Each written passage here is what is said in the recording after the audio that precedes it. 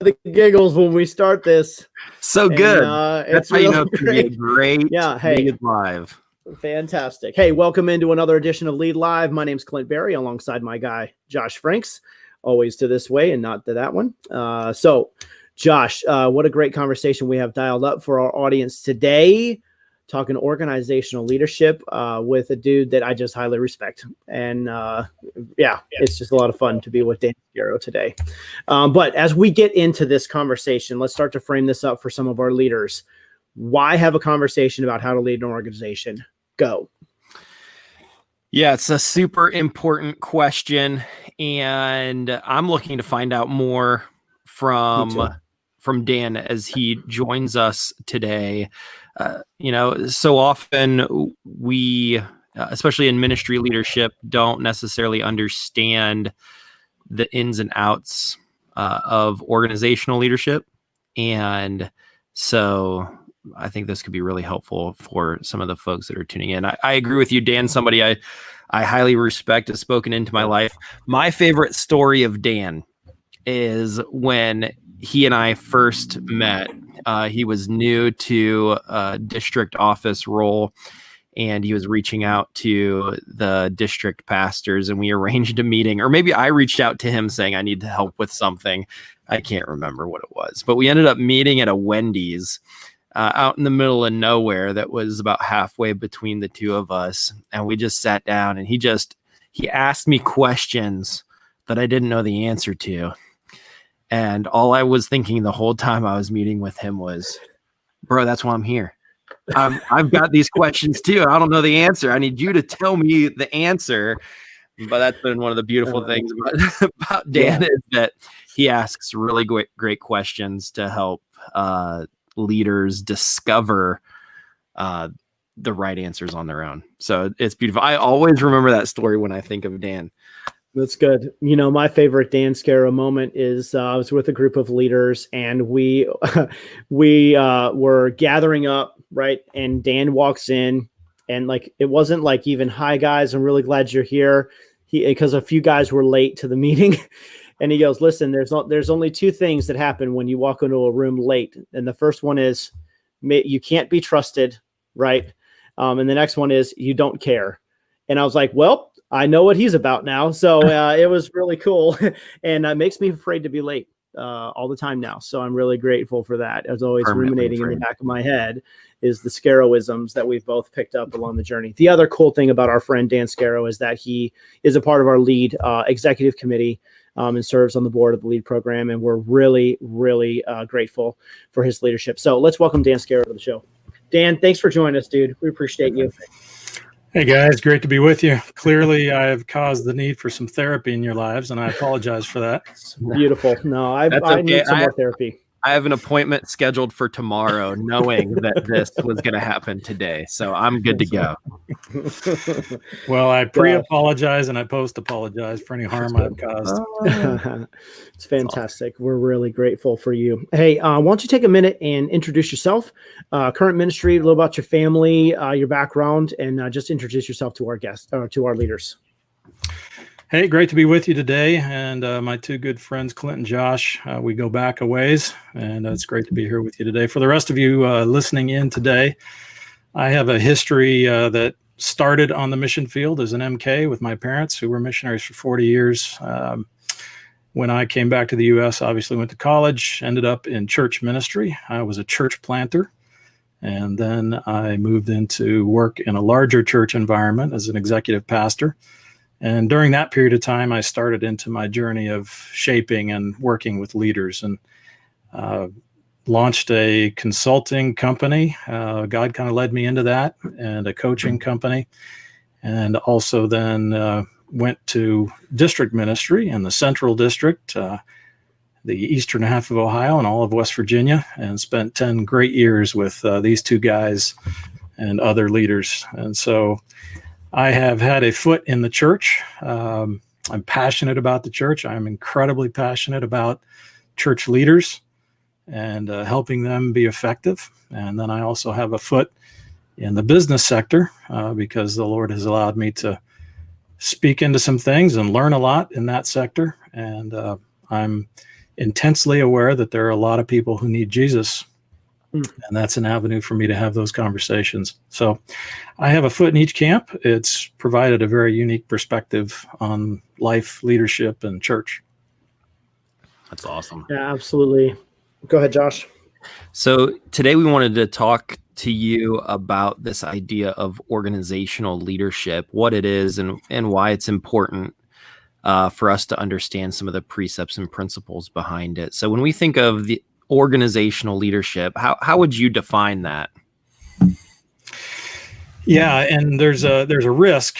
As soon as you put that title up there, organizational leadership, there's going to be some of our friends who are church leaders who are going to want to click this off and say, well, that's not relevant to me. But if you are a church leader, it's incredibly relevant to you, because it's not a secular concept. It's a concept that was designed by God a very long time ago to put people into groups, and through that group to accomplish something more than he could accomplish through an individual. That's the nature of an organization, is that it's really just a group of people who have gathered around a shared objective, and they're moving from here to there. And here is where we are now, and there is where God wants us to go. So organizational leadership, very simply, probably the best picture I can give you, is simply organizational leadership is building a vehicle. So it could be a small vehicle or a big vehicle. You might picture a smart car or a bus, depending on what kind of organization you're leading. You're building that vehicle to unite people around a shared objective. That's the vision. And that vehicle is designed to take them from here to there. Here's where we are now, and there is where God wants us to go. That's the simplest possible definition of an organization. And it exists in the church, and it exists in the secular workspace, but the principles are exactly the same. Now, Great. So hopefully that's helpful. That's super helpful. I think I'm building a unicycle. Clint is building a Boeing 747. So, and these principles will apply to both of us. So That's right. Awesome. So let's start to talk about like some of the principles or the building blocks of the vehicle, Dan. I mean, I think there are probably multiple pillars that we could talk about. We could talk about like the pillars of the leader of the organization and individual leadership. But we've done a lot of that. Let's start talking about the pillars of the organization. So can you start to kind of take us through kind of whether you're building a unicycle or a 747, what are some of the pillars that you would put in place in order to make sure that we've got a vehicle that's really operating at a high level?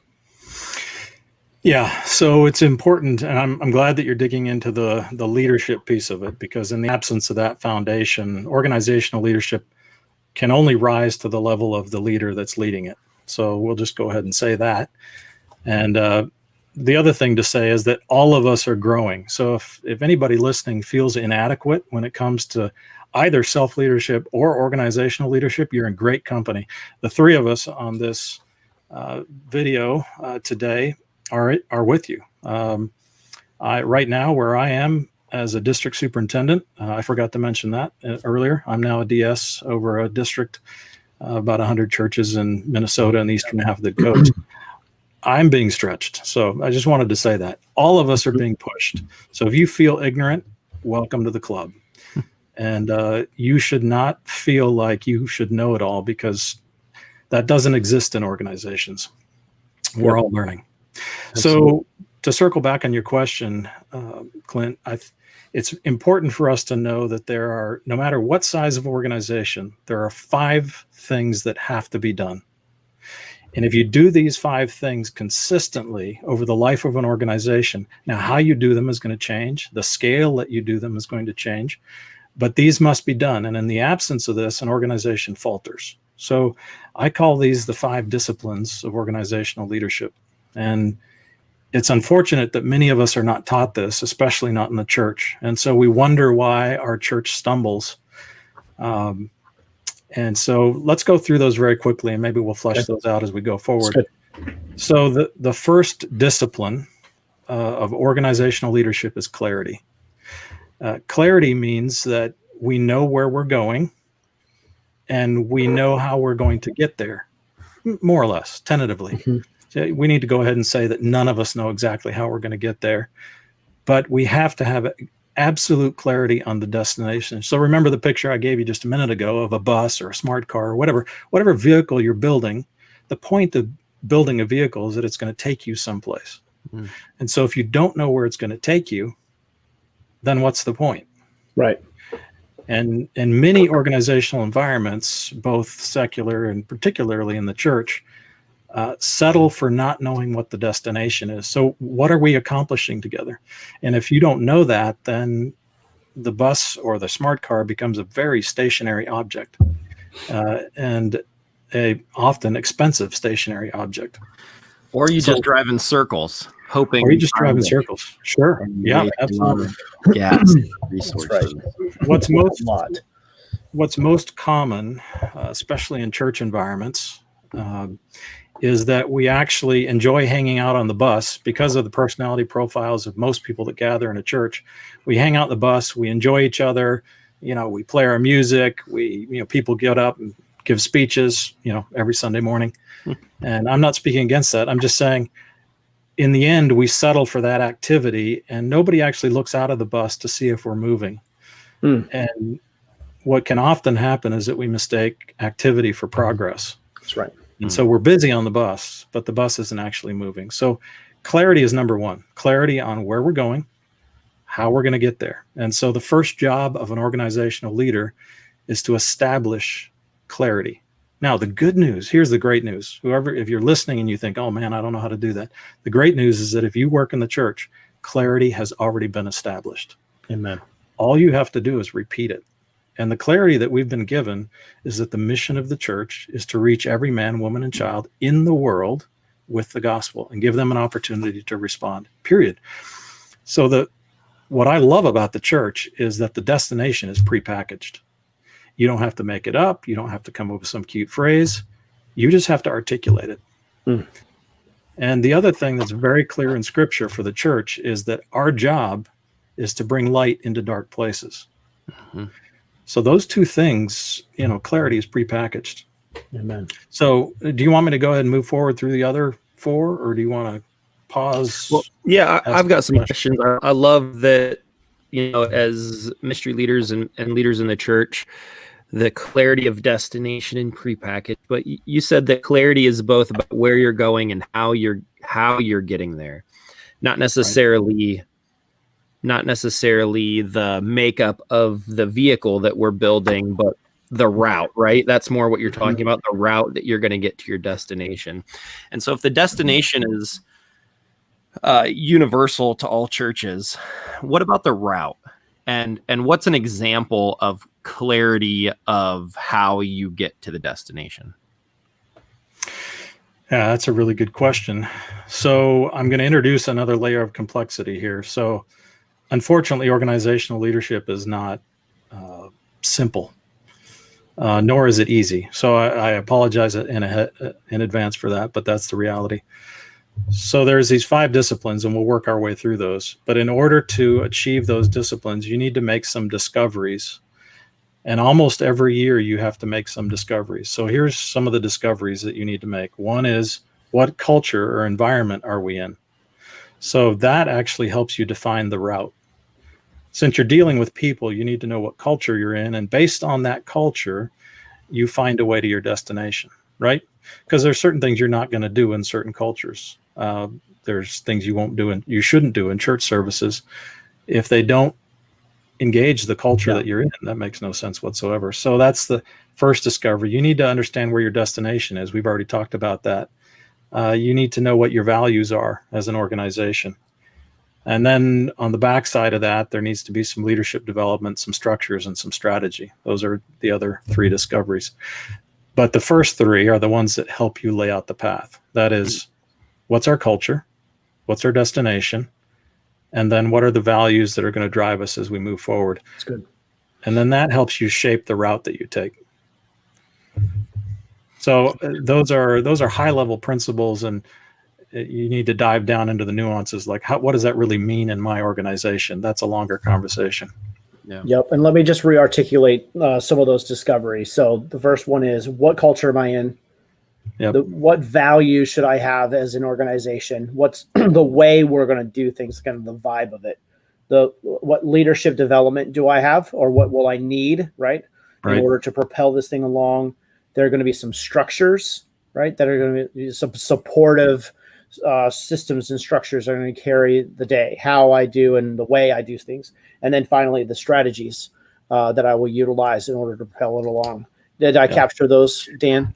I would insert just the destination between the environment or culture and the values is the destination. Okay. So one of the things that in organizational leadership you have to do is you have to revisit all of those at least once a year. So you've got to ask, has our culture shifted this year?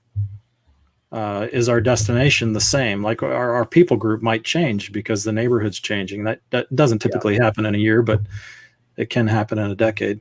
Are our values still the same? And typically those are pretty solid. And then the last three, leadership development systems, your structures, like the seats in the bus and the wheels on the bus, if we're using the bus analogy. Mm-hmm. And then the strategy, all of those change every year. That's right. And so this is why we're talking about disciplines of organizational leadership, is because these are things that I'm going to have to do intentionally, right? Revisit, are we on track? Do we still understand our culture? Do we have the leadership systems in place?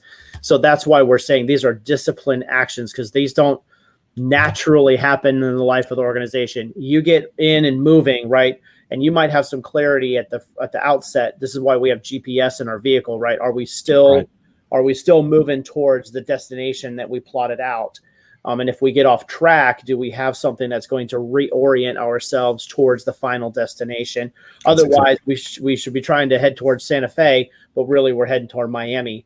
Yeah, we're heading south, at least from Ohio here, but we're moving in really the opposite direction. We got some movement, but we're not going in the right way at all. So that's why these are disciplines, and they're not just very natural pits of what we do, right? Because just naturally I might head south, but who knows if I'm heading to the right place.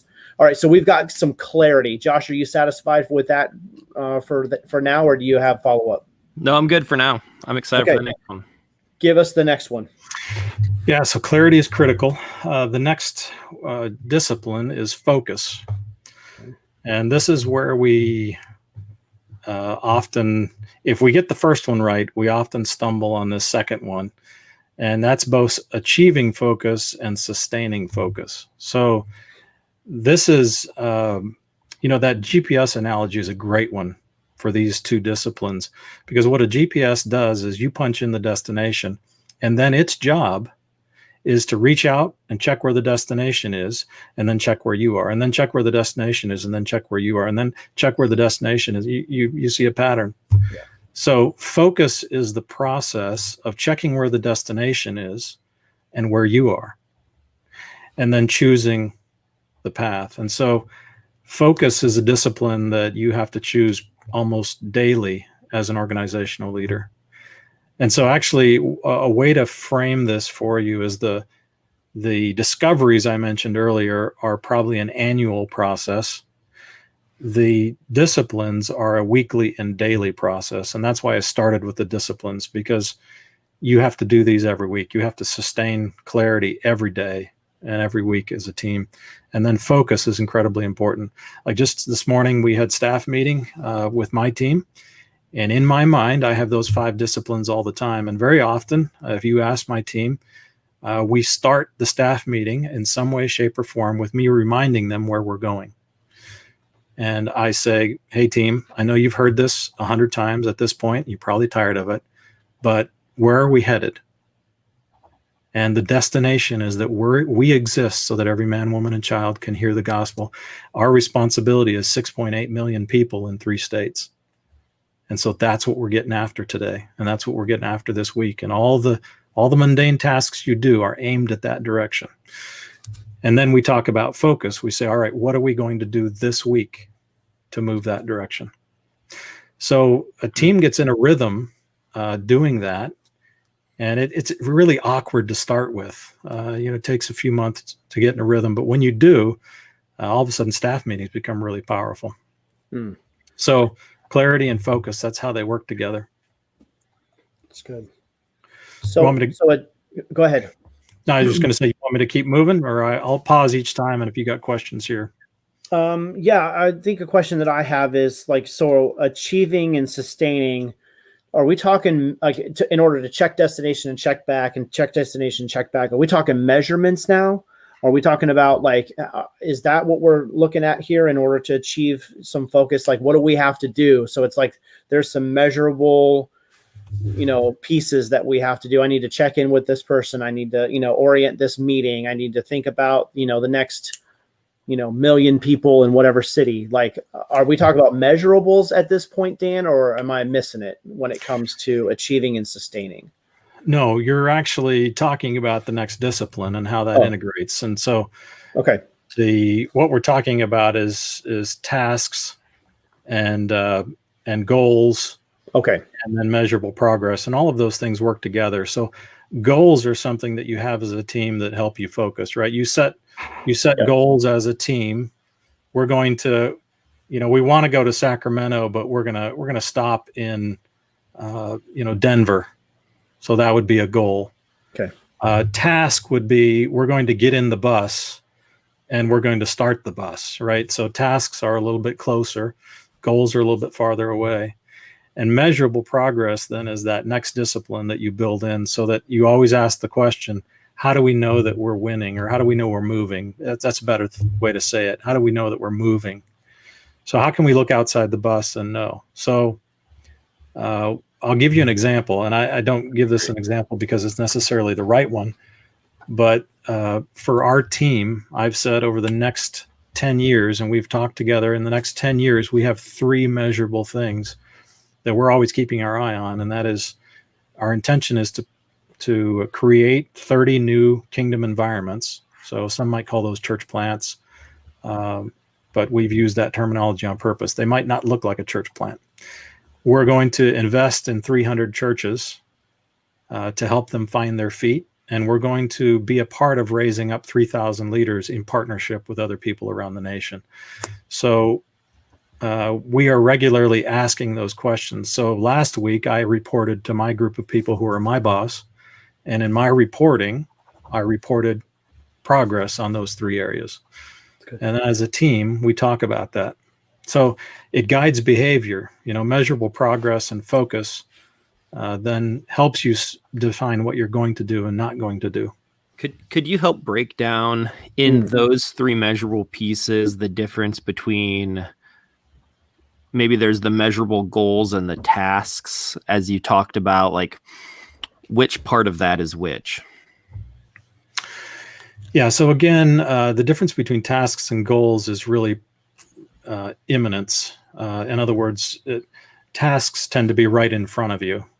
Goals tend to be, so again, to use our picture of the bus, tasks are, I'm climbing into the bus, I'm sitting down, they're smaller, they're closer, I'm starting the bus, we're driving out of the parking lot.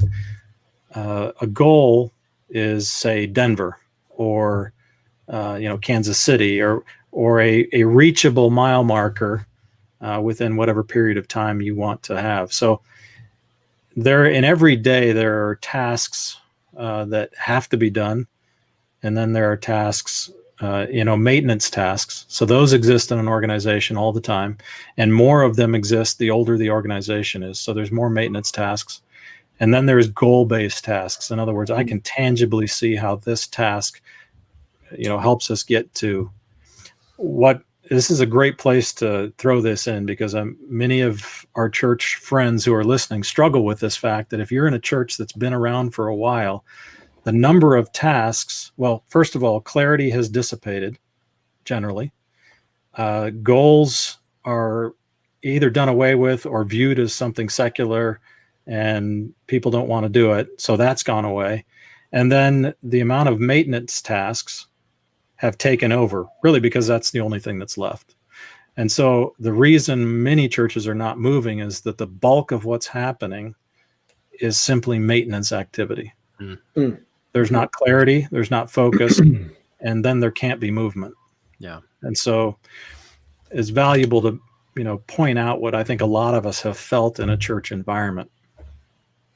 I think that's one of the things I've definitely experienced in the difference between being in church planting and leading an established church that'll celebrate 125 years of existence in a year and a half is how much maintenance kind of administrative tasks there are in order to just kind of navigate through stuff. So I think that's been one of the things that was one of the biggest surprises to me in switching from starting and building to a church that has things that needs maintained, but obviously we can't just stay in maintenance mode and expect to really make an impact in the darkness around us.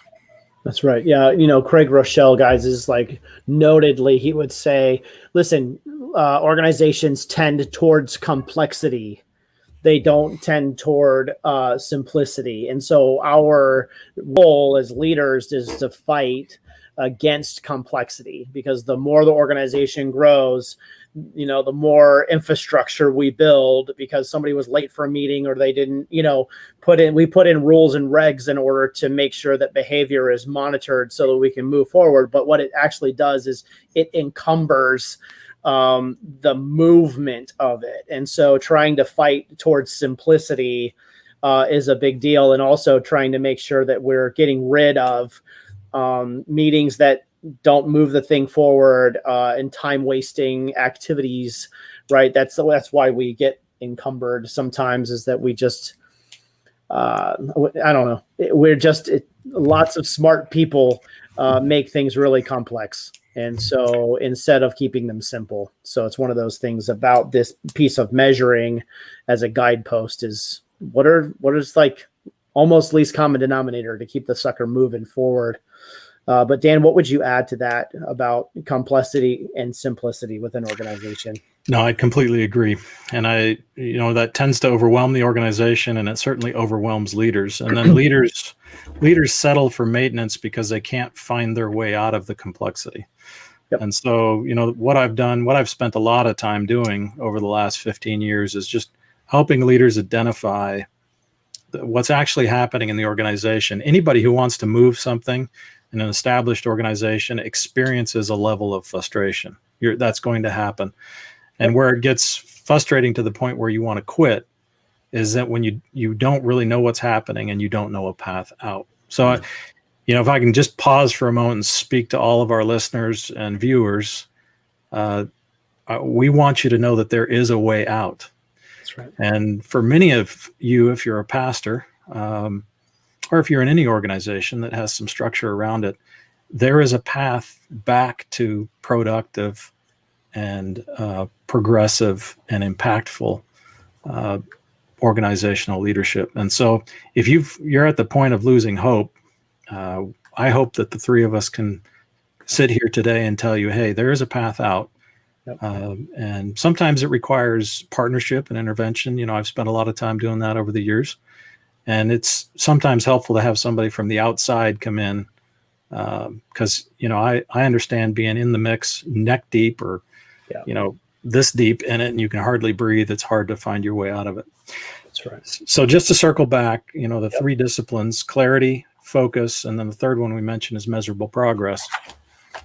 So you have to know what moving looks like. So, for us, we've picked 30, 300, and 3,000, and we can measure that. And we can measure all kinds of other things, but we're going to keep those three in mind. So if you're going to measure something in your ministry, and you should, by the way, you should make sure the measurements are aligned to the biblical kingdom mandate of what you're supposed to do. And if you want to measure numbers and how much money is coming in, I think that's helpful to understand trajectory. But you know what? Those are really lousy measurements. How many people are attending and how much money's coming in are not actually effective kingdom measurements. So I'd say pick something else. I'm not telling you not to measure those things, but what's a kingdom measurement in your location at this time in history? So what would be some examples of those, right? So not just measuring the butts and the bucks, but what are some, in your mind, for church leaders and ministry leaders, effective kingdom measurements? Yeah.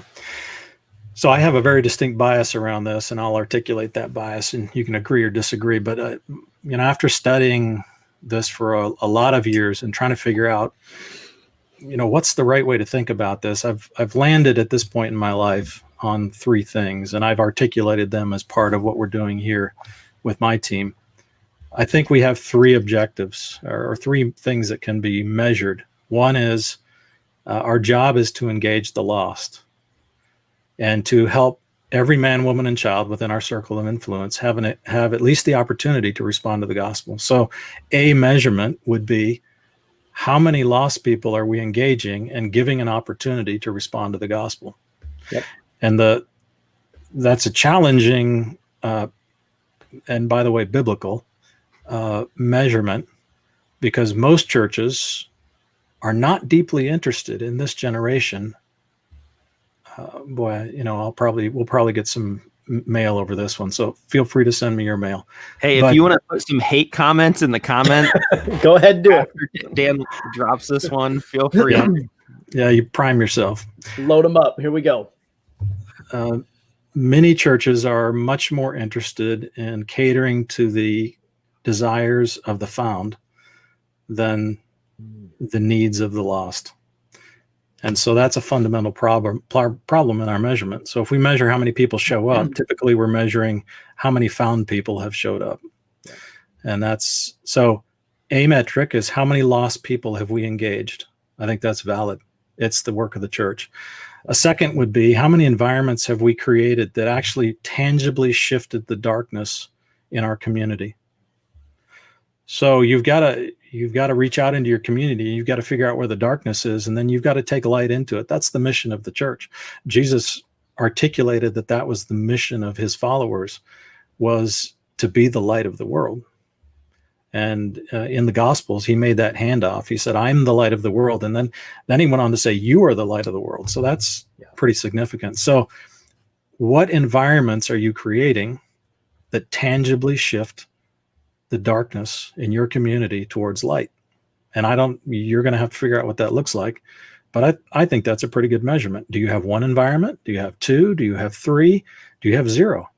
I mean, that's pretty easy. Yeah. And friends, we're not talking about, well, I won't dig that hole. There's a lot of things a lot of activity that happens in the church that is not in any way tied to an attempt to reduce the lostness of a community. So that's second. So the other one that's really measurable, Jesus said to us that our job was to go and make disciples of all nations. And so we could do another whole conversation on discipleship and what it is now and what it should have been. But the implication is that discipleship was the biblical word for raising up leaders. And it was a whole life process through which an individual was transformed to embrace the lifestyle and values and vision of Christ. And it transformed their life completely. It was holistic. It impacted all their relationships. It impacted their entire life and what they did with it. And so discipleship, as it was originally designed, was a leadership development process that was holistic and transformational. So I would say that's a third measurable that we could ask, and that is, how many leaders are we training in a way that completely shifts the trajectory and intention of their life so it aligns with the kingdom?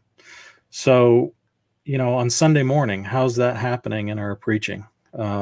Throughout the week, how's that happening? How many leaders are we engaging with?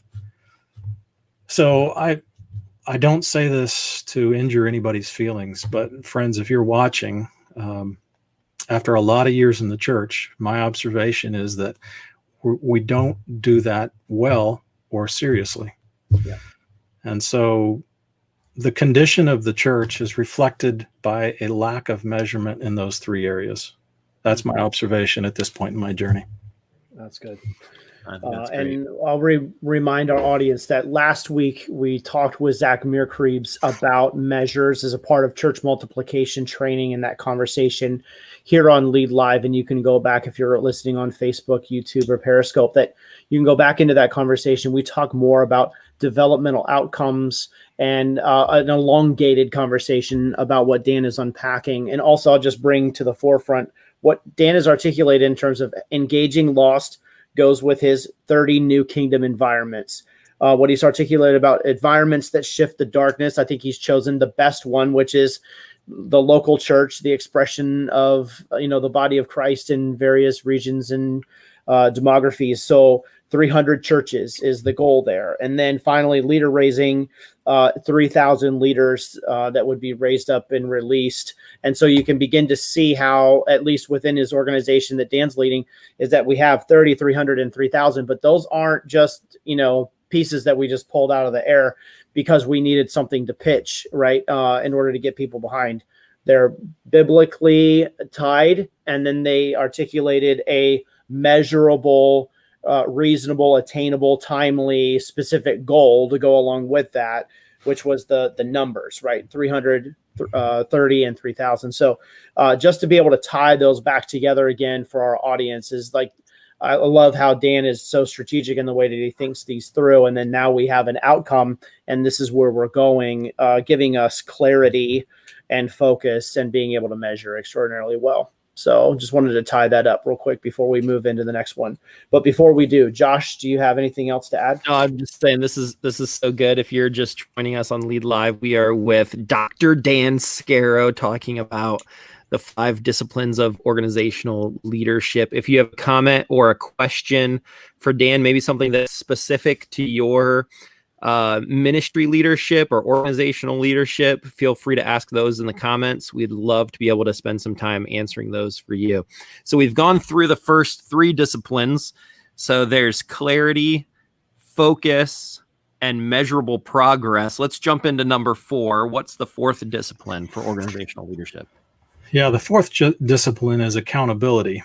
And that is the willingness to, once you've got clarity on your focus or clarity on the destination, and you now have focus, here's the path we're going to take, and then you have some measurables, then building a discipline into the organization where you hold one another accountable. So an example on my team, I can give you examples. I want you to know that I'm not doing this perfect, and nobody is. So don't be fooled by the fact that we're on a video blog and any of us are doing it perfectly. But on my team, one of the things that we continue to try and strive to do well is as a team together, there's at least 3 of us that are almost daily talking about the different things that we're moving. But one time a month, we circle back on the tasks or goals that we've set for that month. And every team member, including support staff team member, needs to have goals as to how they're moving the organization forward. And the first Monday of every month, we sit down and we look back at the ones that we said we were going to do last month. And we ask this question, which is a really hard question. How did it go? And did you accomplish it? And if you did not, why not? And everybody does that, including me. And so, we model that. I'm not exempt from it just because I'm the senior leader. And that does 2 things. It creates accountability and adds a little bit of pressure for us all to stay focused. And it allows us to admit when we've not done things, which is, that builds humility. But then there's the team that helps us rethink about how we could do it differently. So, one of the questions that we ask in that environment is, if you didn't get it done, what happened and how could we do it differently? So the intent is not to browbeat somebody.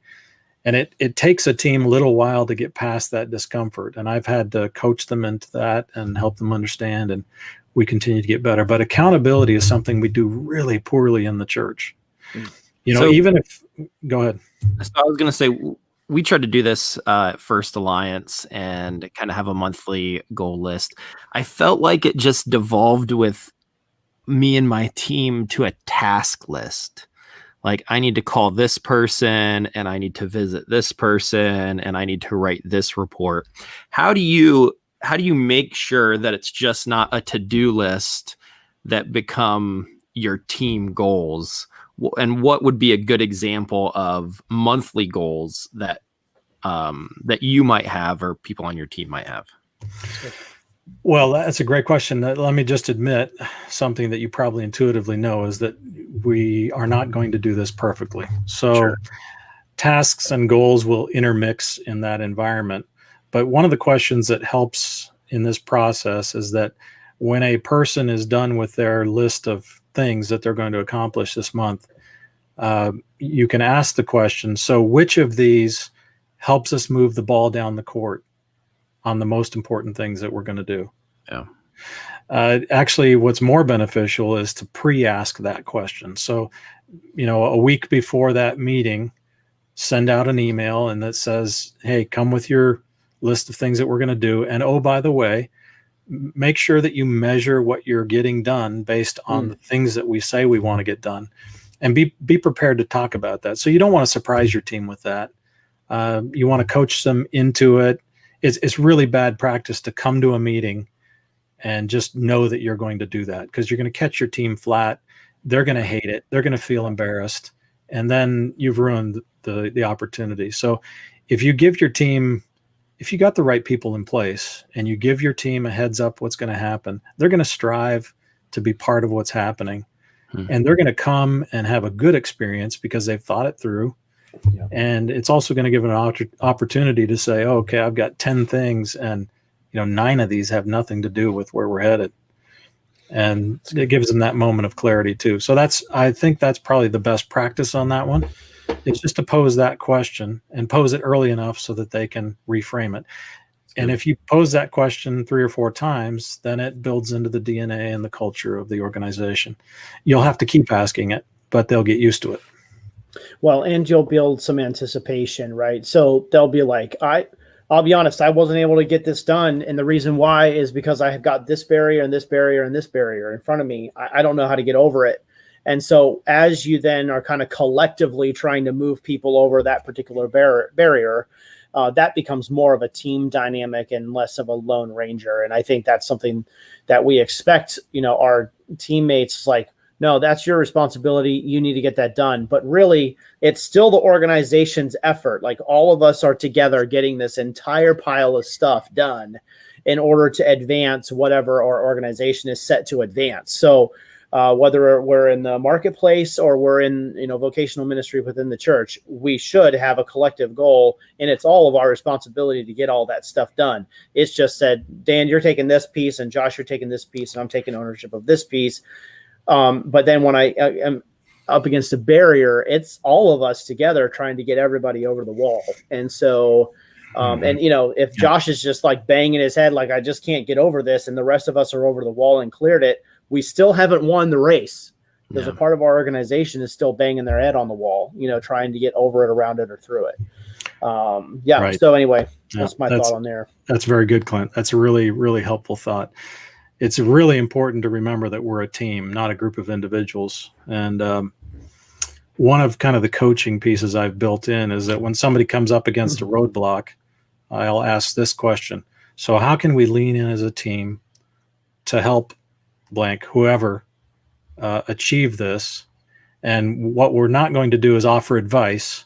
We're going to offer partnership. So that's a really important distinction, because where this can circle down is that one or more who really like advice and giving advice lean in and try to give advice to somebody who's struggling. They don't need your advice. What they need is partnership. Yeah. And one of the team cultural values that we have on my team is that we function as servants. And so we live to serve one another. And so we live that out. That's good. So we've got accountability, and we're asking each other the primary questions. But what I love is you're allowing each one who is on your staff or on your team to come up with, like, hey, here's where we're going. Now, how do you get where, you're wanting to build ownership, right? You're wanting to build them saying, I need to move this down the field. I might need some other partnership, but I'm going to move this along. So what barriers did you engage and maybe hindered your ability, but also celebrating within accountability? So how do you do that, Dan? Like, how do you get, if people are achieving, right, and they're getting through or over the barriers, whether in partnership or individually, when do you cheer? When do you celebrate within that accountability moment? Like, is it just like, well, good job, that's what I expected, and you keep plowing? Or is there some built-in rhythm of like high fives all around? How do you do that? And when do you do that? Yeah, so this is an area that I'm naturally bad at. And Me too. and I just the way I'm wired, it's like, check, keep going. Yeah. And I've had to learn over the years that people desperately need encouragement, and often they don't need a lot. And I think if I stop and think about it, I realize I need encouragement too. So it's, it's one of the leadership holes that I've had over the years that I'm trying to fix as well. But we've built rhythms for that. A couple of things that we do is that monthly meeting, if somebody has achieved something, I speak into it, and the team is learning to speak into it. So obviously I set a standard for that. And so when somebody does something well, I look at them right in the eye and say, that's amazing that you accomplished that. Thank you. Now I'm getting better and better at that, but not great. There are some people that are super good at that, just naturally. And you want some of those people on your team. We've got, at least 2 people on our team that are naturally good at that. And so I'm always watching how they do it. And lean in. But we create moments to celebrate. And then what I also try to do is celebrate, in between our meetings, when somebody really does something well, when my assistant or somebody else really knocks something out of the park, which she does a lot, just take a moment to say, hey, really well done on that. I love that. You did great. And it doesn't take very much. It's valuable. So what's interesting at Disney, I've watched the making of Frozen 2, which doesn't seem like a very cool thing to watch. However, what I noticed in that is like the high level of leadership that these like Pixar and Disney animators have. And one of the cultural elements of these meetings that they'll have when they're reviewing just a couple of seconds about how animated character is expressing their face or peeking around something or sliding into something, or, a burst is happening, is that they will critique in front of this huge room that artist and that 4.5 seconds of work, right? And every segment, every artist is coming in, they're running their roll around, and then they're getting feedback. And at the end of each one, there is a hand clap from every single person in the room to celebrate the work that they have put in. And for one of those animators, over the course of 2 years, they may in total animate 2.5 minutes of that film. And so for all of that work, all of that grind to make that full featured hour and 45-minute video, you have hundreds of animators coming in and sitting down, but the cultural element of celebration and accountability, right? Because they know that meeting's coming. So they're like, I've got to get this all the way to the line, and now I'm going to bring that, 2 weeks, 3 weeks, month worth of work for that 4.5 seconds. And I know it's going to get tore apart. But I know also that the goal is we're going to develop a blockbuster movie that little kids and adults will sing every song to and will watch over and over and over again for generations to come. And so they're coming to that 4.5 seconds with the end goal in mind. But every time, the celebratory moment is everyone from the entire room, and every meeting at Disney is a hand clap of celebration as they're going, we moved.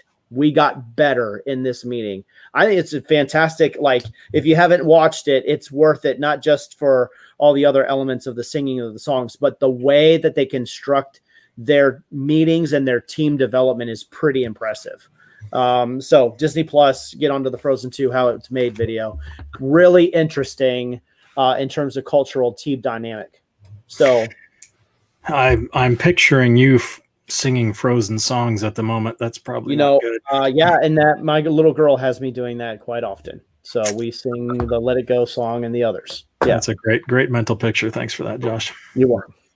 Or Clint, I'm sorry. It's okay. We are the same person. You are Clint, Josh. Twins.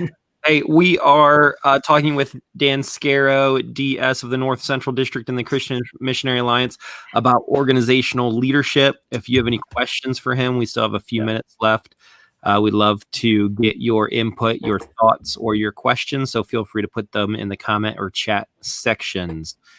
So, Dan, we just finished up the fourth discipline of organizational leadership, which is accountability, which can be tough in church environments, but is essential as far as that measurable progress, having accountability for moving towards that measurable progress. And then what is the fifth discipline of organizational leadership? Well, Clint's story leads us right into that, because the last discipline is evaluation. And so what obviously Pixar knows is that accountability and evaluation go hand in hand. And evaluation is that incredibly valuable moment when we ask, how are we doing? What could we do better? And this needs to be built into an organization in really, really tangible ways. So I'm not doing this every meeting, but it's a practice that I have built into a lot of my meetings. And that is to simply ask the question at the end, all right, on a scale of 1 to 10, 1 being, I never want to be a part of this meeting ever again. 10 being, I loved being here. It was valuable. Where would this meeting land? And why?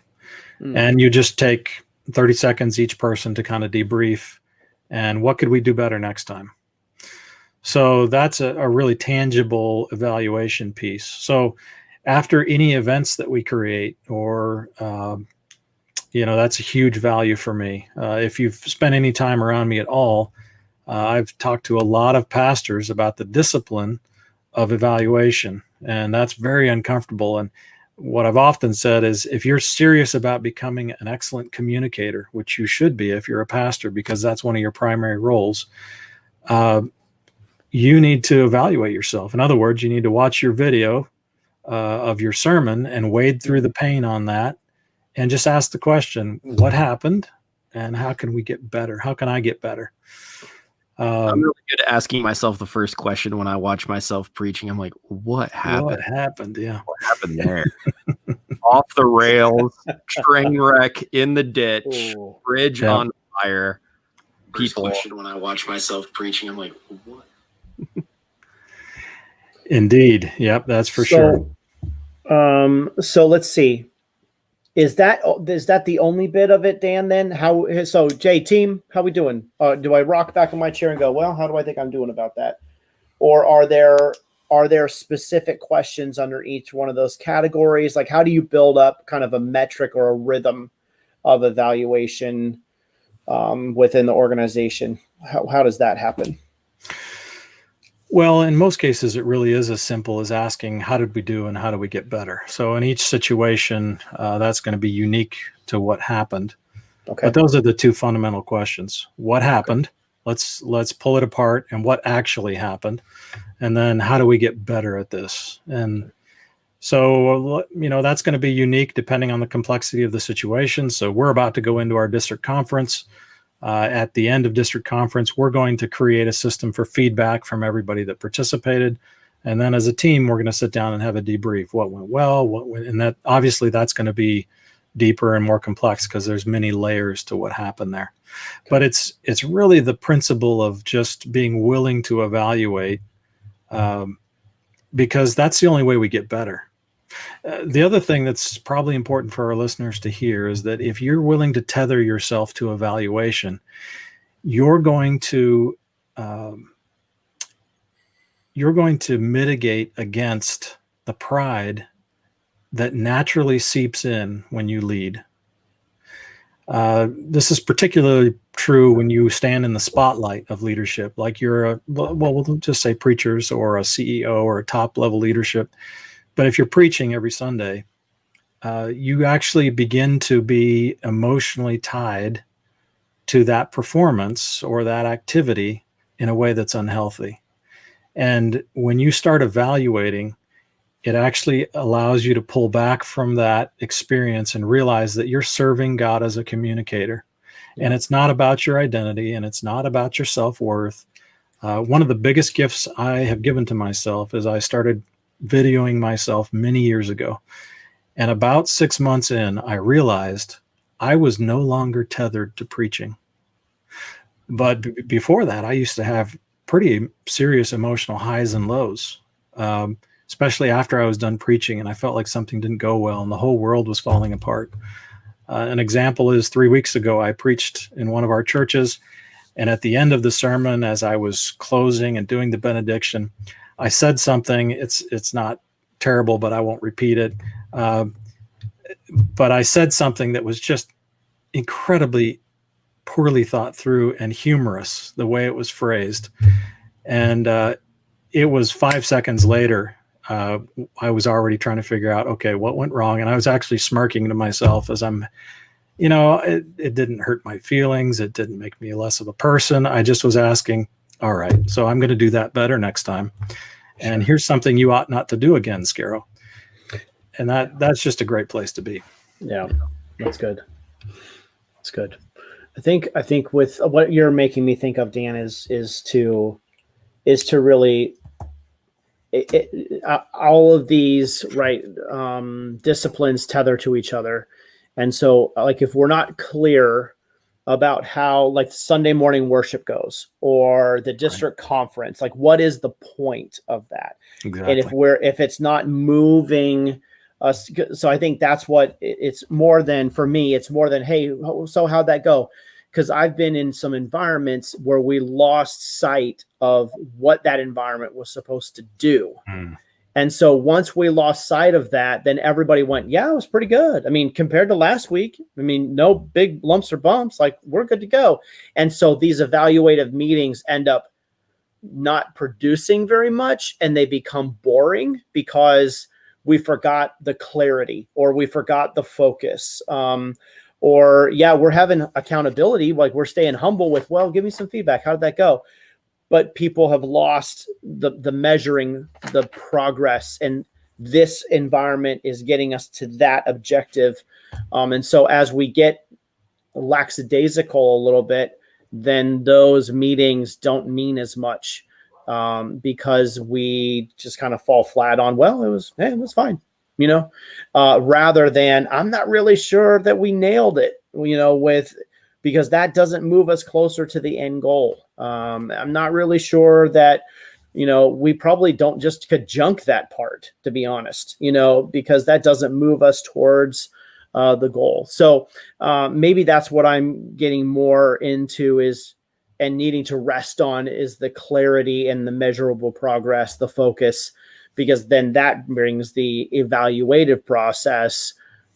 It gives us some more weight and more excitement, to be honest, as we gonna go forward as an organization. Movement is fun. It really is. Sure. Advancing the kingdom is fun. And one of the reasons that we have so many pastors leaving the ministry is because of this very thing that we're talking about. They intuitively know the bus is not moving, and they're desperately frustrated, but they don't know how to fix it. Yeah. And so they blame it on other things, or they think that they're a failure, or, they've never been taught how to lead through this. And that's, that creates a tremendous amount of stress in the life of ministry leaders. Yeah. Well, I think at some point, we have to really consider, like, my kids love to go into the car in the driveway, and they will roll the windows down and they'll pretend like they're driving. Right. And so then but at some point they become dissatisfied that they can't make the car go. And so the next level is riding on dad's lap, and I'm going to steer and act like I'm big stuff, right? But then that doesn't satisfy. And now they want actually something that they can drive, like their own bike or a Power Wheels tractor or something. And they want to be able to control how it goes. And I feel like that's what you're articulating with the frustration is, I know this thing isn't moving and I'm unsatisfied that I can't get it to go. I feel like I could navigate this bus from here to there, but I just can't get the wheels down and or off the jacks, as it were. Mm-hmm. So I think that's an interesting piece of all of these disciplines. But when we get our leaders moving forward in these 5 areas, the wheels will come off the jacks and we'll start to hit, because everybody will become dissatisfied with staying put, right? We want to move because we've been talking about moving for a long time, or we've been saying that Santa Fe, here we come, but we haven't moved out of the driveway. But I really feel like these 5 areas, Dan, would really move things along. Agreed. Yeah, we can hope that that's true. And for many leaders, especially in church environments, we spiritualize our failure. And we tend to spiritualize our success as well. But what I mean by that, obviously God's Spirit is involved in all of this, but some of the lack of traction is not that you don't have a great relationship with God. It doesn't mean that God's not present. It just means that you don't understand the nature of how to lead an organization. And it may not be your fault. You've maybe never been taught how to do that. Yeah. So I do think that there's a number of leaders out there that if they could wrap their heads around these, you would be able to move something and you would begin to see God do things that you've not seen him do. I don't understand how all those things fit together. I wish I was smart enough to do that. Where's God's Spirit and where's our effort and how does that coincide with all that we do? I have yet to figure out that line, but long for leaders to find traction. Amen to that. Dan, Josh, it's always good to have this kind of conversation with you guys. Dan, we appreciate your ministry into our life and your leadership. It means a lot to us, but thank you for this conversation and your time. So let's give a final thought. So Josh, I'd love to have you go first, and then Dan, final thought on organizational leadership. I'll wrap it up, and then we'll end our time together. So Josh, final thought for today on organizational leadership. Yeah, I think when it comes to the 5 disciplines of organizational leadership, the word that stands out to me the most is discipline. The key to good leadership is intentionality, and you have to choose to dive into each of these 5 areas with intentionality and earnestness. And I would say specifically when it comes to the discipline of clarity, if you feel like you're not clear, because I've been there, I was there recently, not having clarity. God has put stuff in you that will lead you to greater clarity. Don't neglect that. Don't necessarily push that down. There's some things already in you that God is wanting you to move forward. And so don't be frustrated if you feel like you have a lack of clarity. Just trust where God is leading you and believe that he will reveal those things in time. But the key to me is discipline, and that it does take time and it does take intentionality and effort to dive into each one of those, and it's worth it and it's necessary. And final thought for today's conversation. Yeah, one of the things that I've said a lot over the years to leaders is that the distance between where you are now and where God wants you to take is paved with disciplines. And I just want to remind you that wherever you are now, you can be more. That's true of all of us throughout the entire course of our lifetime. And so I hope that as you're listening to this, you're not resting in discouragement or wallowing in discouragement, believing that this is the end. God has more for you. There is a path to becoming more effective, but you've got to be willing to navigate discomfort through disciplines. Many of us stop growing because we just fundamentally don't like discomfort, and we really don't like discipline. But the distance between where you are now and where God wants to take you is paved with disciplines. And friends, that involves discomfort. So you've got to admit that you don't know what you're doing, which I have to do almost daily. And then you've got to embrace disciplines. Yeah. And in the end, that shapes you into who God wants you to become. And it expands your impact. And so some of you out there listening and watching, you might be right on the edge of something new and more powerful and impactful than you can imagine. And if you'll embrace some of those disciplines, it'll change everything. Mm-hmm. That's a good word. I think my final thought today is, I'll go back to what Dan said at the beginning, is like organizational leadership is all built in the Bible. You go all the way back to some leaders who were leading organizations badly. Moses comes to mind. His father-in-law says, hey, let's build in some tiers of leadership. And so here's how you group them out, right? I mean, it was some of the early days of organizational leadership. But Pharaoh, right, Joseph and Pharaoh's court, like there's lots of men and women who have been involved at high levels of leadership throughout government, throughout the church, and in leadership. And so to build a vehicle that's going to unite people over the course of time and with a shared objective, that's what we're trying to do. We're trying to drive the bus from here to there. And so we need this. We need it in the church. We need it in business. We need it to run and to manage people well and to lead people well within our organizations. We've got to think not only do we need to work in the business or in the church, but we need to work on the business or on the church. And so to get this right, we've got to actually level up and get some altitude so that we can see over a longer trajectory. And so over the course of the organization. And so that's one thing that I know that I have to level up in my leadership is sometimes I like to work on things like the website, but I have people who can do that better than I can. And so I need to level up in the leadership to provide oversight, right? And so that's some of what we love to do as ministry leaders is we love to have coffee and we love to have this conversation or that conversation. We love to be at that event or to, put up the tables and chairs as a part of the leadership. But now we're at a level where we can't do all those things that are on our own.